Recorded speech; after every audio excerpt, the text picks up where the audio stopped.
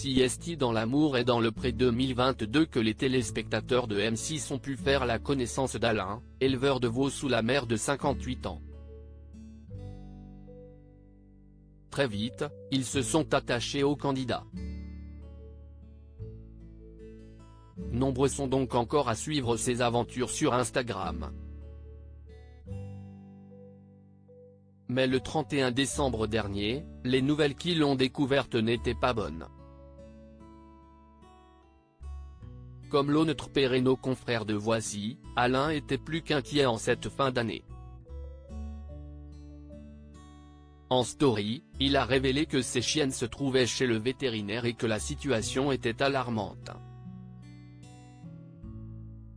Je voulais vous donner des nouvelles, les chiennes ont été empoisonnées, je ne sais pas comment, je ne sais pas pourquoi, confia-t-il sur le réseau social de partage de photos et de vidéos. En attendant d'en savoir peut-être un peu plus, l'ancien petit ami du prétendant Alain se concentre sur la santé de ses fidèles compagnons à quatre pattes. Il a expliqué qu'on leur avait donné de la vitamine K1. Si elle est administrée rapidement, elle permet d'offrir un très bon pronostic vital. Depuis le 31 décembre dernier, Alain n'a toutefois pas donné de nouvelles de ses chiennes.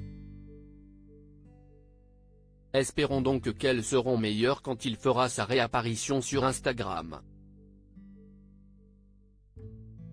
En attendant, nul doute qu'il peut compter sur le soutien de ses abonnés.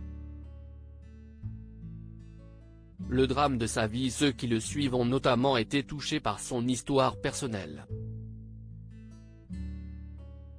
Par le passé, Alain était marié à une certaine Yolène.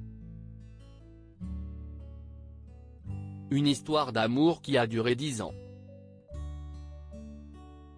Lors de leur divorce, ils ont convenu que l'agriculteur est la garde exclusive de leurs enfants Anaël, 26 ans, et Diane, 27 ans. Il a alors rénové la maison qu'il partageait avec son ex. Mais un drame est survenu 8 ans plus tard, en janvier 2008. Alors qu'il était avec ses enfants chez des voisins, les gendarmes l'ont contacté pour lui annoncer qu'un incendie s'était déclaré dans sa ferme. C'était tout en flammes.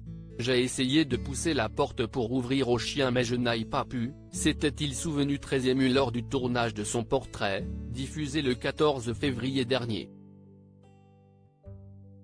Il a tout de même pu sortir les autres animaux. Son assurance venant de prendre fin, il n'a eu aucun argent et a dû tout reprendre de zéro.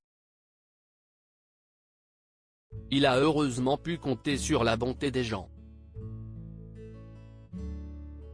Un drame qui reste malgré tout ancré en lui.